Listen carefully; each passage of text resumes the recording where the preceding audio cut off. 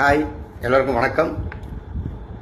ஒரு அப்பா அம்மாவுக்கு தன்னுடைய குழந்தை அடுத்தடுத்த ஒரு உச்சத்துக்கு போகும்போது அந்த அப்பா அம்மாவுக்கு எவ்வளோ ஒரு சந்தோஷம் இருக்குமோ, அதே போல் ஒரு நண்பர் அவர் அடுத்தடுத்த லெவலுக்கு போகும்போது ஆல்ரெடி உச்சத்தில் தான் இருக்காரு.